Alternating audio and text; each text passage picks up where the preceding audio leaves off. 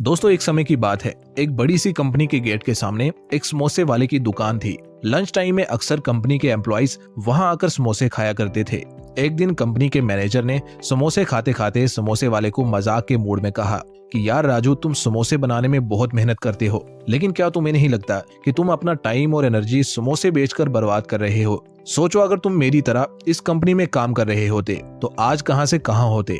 हो सकता है तुम भी किसी बड़ी पोजीशन पर होते और मेरी तरह एक प्राइवेट एसी कैबिन में बैठ के काम कर रहे होते। इस बात पर समोसे वाले ने मुस्कुराकर जवाब दिया, मैनेजर साहब, मेरा ये काम आपकी नौकरी से कई दर्जे बेहतर है। 10 साल पहले जब मैं अपनी टोकरी में समोसे बेचता था तब ही आपकी जॉब लगी थी। तब मैं महीना 1000 रुपए कमाता था और आपकी पगार थी 10,000। इन 10 सालों में हम दोनों ने खूब मेहनत करी। आप सुपरवाइजर से मैनेजर बन गए और मैं टोकरी से इस दुकान का मालिक बन गया। आज आप महीना 80,000 कमाते हैं और मैं 2 लाख रुपए। मैंने तो बहुत कम लेवल से बिजनेस शुरू किया था, लेकिन मेरे बेटे को ये सब नहीं झेलना पड़ेगा। मेरी दुकान मेरे बेटे को मिलेगी। मैंने जो जिंदगी में मेहनत करी है उसका फायदा मेरे बच्चे उठाएंगे, जबकि आपकी जिंदगी भर की मेहनत का फायदा आपकी कंपनी के मालिक के बच्चे उठाएंगे। आप तो अपने बेटे को डायरेक्टली अपनी पोस्ट पर नहीं बिठा सकते। उसको आपकी तरह जीरो से शुरुआत करनी पड़ेगी। पहले वो इंटरव्यू देगा, फिर वो किसी छोटी पोस्ट पर काम करेगा और सालों लगातार घिसाने के बाद करियर के एंड में वहीं तक पहुंचेगा जहां आप पहुंचे हो, जबकि मेरा बेटा बिजनेस को यहां से और आगे ले जाएगा। तो अब आप ही बताओ, किसका टाइम और एनर्जी वेस्ट हो रहा है, आपका या फिर मेरा? ये कह के समोसे वाले ने उस मैनेजर की बोलती ऐसे बंद करवाई कि मैनेजर ने दोबारा कभी उससे पंगा नहीं लिया। दोस्तों, हमारे देश में शुरू से ही नौकरी को बिजनेस से ज्यादा सेफ और बेटर करियर ऑप्शन माना जाता है। आई नो इसके पीछे कई सारे ठोस कारण हैं, जैसे कि बिजनेस शुरू करने में रिस्क होता है, बिजनेस चलेगा या नहीं या फिर कब तक चलेगा हमें नहीं पता होता, जबकि जॉब में हमें हर हाल में एक तयशुदा सैलरी मिल ही जाती है। लेकिन सच कहूं तो ये केवल एक परसेप्शन है कि जॉब बिजनेस से बेटर ऑप्शन है, क्योंकि हर साल कई युवा नौकरियों के लिए भीड़ के धक्के खाते हैं, लेकिन फिर भी हमारे देश का बेरोजगारी दर दिन प्रतिदिन बढ़ता ही जा रहा है। और इसके पीछे ऑब्वियस सा रीजन है, जब सभी लोग जॉब सीकर्स बन जाएंगे तो न्यू जॉब्स प्रोड्यूस कैसे होंगी, और न्यू जॉब्स प्रोड्यूस नहीं होंगी तो अनएम्प्लॉयमेंट बढ़ेगा और कुछ नहीं। इसलिए एक पीक टाइम है कि हम बिजनेस करें ताकि खुद की तरक्की के साथ साथ देश की तरक्की में भी योगदान दे सकें। बाय द वे, जरूरी नहीं है कि सक्सेसफुल होने के लिए एक स्टार्टअप आइडिया पे आपको काम करना पड़ेगा, बिकॉज वैसे ही स्टार्टअप्स का फेलियर रेट बहुत हाई होता है। ऑलमोस्ट 90% स्टार्टअप्स फेल हो जाते हैं। तो अगर आपका पहला ही वेंचर फेल हो जाएगा तो आप बेरोजगार के साथ साथ कर्जदार भी बन जाओगे। स्टार्टअप गेम उनके लिए है जिनके पास कोई बहुत क्रिएटिव आइडिया हो जो दूसरों की प्रॉब्लम सॉल्व करता हो। ऐसे आइडिया पे काम करके वो जल्दी ग्रोथ पा सकते हैं। हाउएवर, दुनिया में सभी लोग क्रिएटिव नहीं होते। दैट इज वाई इस वीडियो में हम ऐसे बिजनेसेस के बारे में बताएंगे जो पिछले कई सालों से लगातार बने हुए हैं और आने वाले सालों में भी उनके बंद होने के चांसेस बहुत कम है। और ये ऐसे बिजनेसेस होंगे जिनमें कोई ज्यादा क्रिएटिविटी की जरूरत नहीं होगी। एक कॉमन मैन भी इन बिजनेसेस को शुरू कर पाएगा। मैंने कई सारे बिजनेसेस को स्टडी किया इस वीडियो के लिए, फिर मुझे 4 ऐसे बिजनेसेस समझ में आए जिनमें मुझे सबसे ज्यादा पोटेंशियल लगा। इनमें पैसा लगाने से पहले आपको उतना नहीं सोचना पड़ेगा, क्योंकि ये एवरग्रीन बिजनेसेस हैं, यानी सदियों से चलते आए हैं और आगे भी इनके ना चलने के कोई चांसेस मुझको नहीं दिखते, बिकॉज ये सारे बिजनेसेस लोगों की नीड्स को कैटर करते हैं। सो अब जल्दी से जानना शुरू करते हैं इन स्मॉल बिजनेस आइडियाज के बारे में। नंबर 1 स्मॉल बिजनेस आइडिया है running a food stall. Food यानी खाना इंसान की 3 नेसेसिटीज में से एक है, इसलिए चाहे कुछ भी हो जाए, इकोनॉमिक क्राइसिस आए या कुछ और, लेकिन लोग खाना खाना कभी बंद नहीं करेंगे। दैट इज वाई इस डोमेन में बिजनेस करना कभी घाटे का सौदा साबित नहीं होता। इसमें कस्टमर्स की कमी आपको कभी महसूस नहीं होगी, एज लॉन्ग एज आप स्वादिष्ट खाना बनाते रहो और एक डिसेंट लोकेशन पर अपना फूड जॉइंट ओपन कर लो। एंड इस बिजनेस में प्रॉफिट मार्जिन भी अच्छा है। 25 to 40% का मार्जिन इजिली इस बिजनेस में कमाया जा सकता है। रिसेंटली काफी वीडियोस भी इंटरनेट पे वायरल हो रही हैं, जिनमें बताया जा रहा है कि स्ट्रीट स्टॉल्स वाले एक MBA ग्रेजुएट से कई गुना ज्यादा अर्न करते हैं। इन वीडियोस में कितनी सच्चाई है इसका तो कोई प्रूफ नहीं है। हाउएवर, ये कोई बड़ी बात नहीं है कि एक फूड स्टॉल वाला महीने के लाखों में अर्न करे।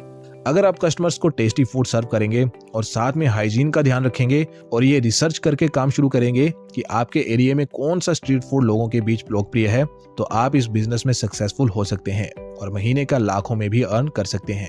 एंड इसमें लागत भी कम है और ऊपर से एक्सपेंस भी उतना नहीं है, जिस वजह से इस बिजनेस में रिस्क कम हो जाता है। बिजनेस वर्ल्ड में एक मशहूर कहावत है कि अपना एक बाल लो, उसमें एक नोट बांधो और पहाड़ पर फेंक दो और उसे खींचो। आया तो पहाड़ और गया तो सिर्फ एक बाल। सेकंड स्मॉल बिजनेस आइडिया है एक जूस पॉइंट, शेक्स या फिर स्मूदीज कॉर्नर। रिसेंटली इंडिया को कई सारी चीजों के लिए कैपिटल का दर्जा दिया गया है, लेकिन ज्यादातर केसेस में ये दर्जा बीमारियों के लिए इंडिया को मिला है। जैसे कि इंडिया को कैंसर कैपिटल कहा जाने लगा है। डायबिटीज कैपिटल तो ऑलरेडी दर्जा मिला ही हुआ था, और साथ में इंडिया में नौजवानों के बीच कार्डियक अरेस्ट के केसेस भी बहुत बढ़ते जा रहे हैं। ये सारी बीमारियां लाखों में इंडियंस की हर साल जान ले रही हैं, और इन सब के पीछे मेजर कारण है हमारी अनहेल्दी डाइट।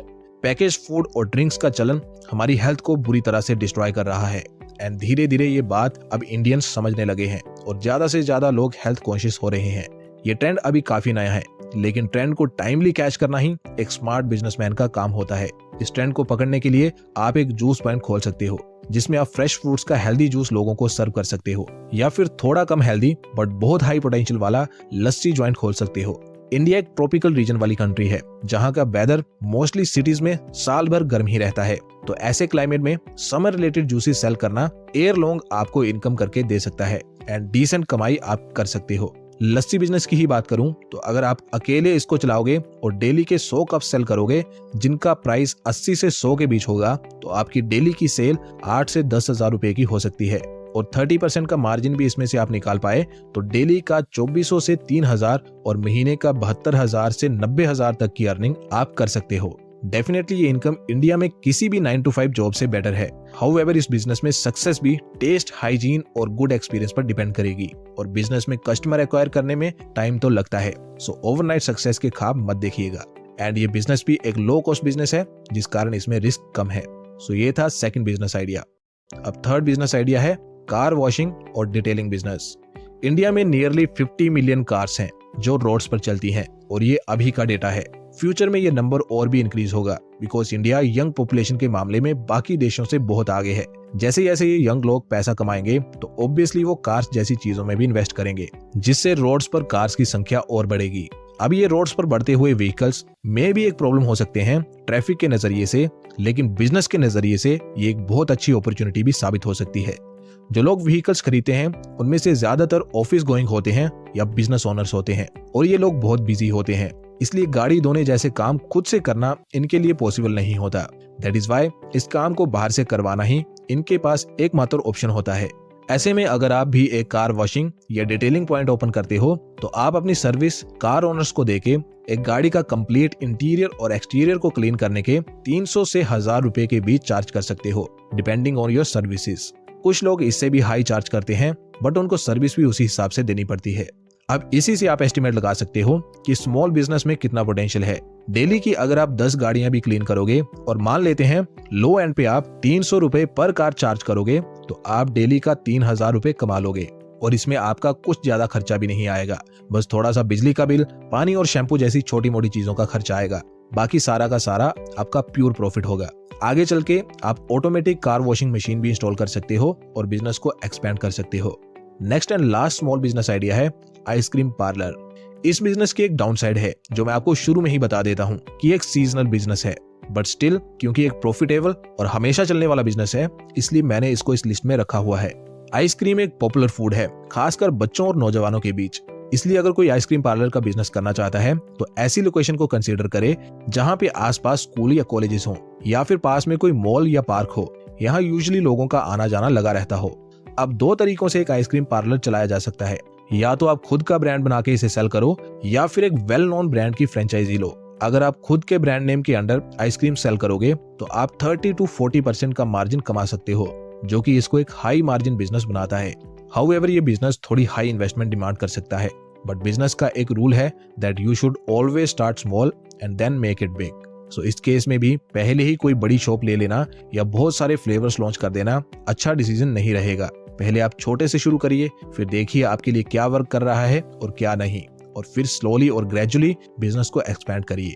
इस तरह से अच्छी प्लानिंग के साथ अगर आप आइसक्रीम पार्लर का बिजनेस करोगे तो आप जल्दी ही इसमें सक्सेस पाओगे विद गॉड्स विल।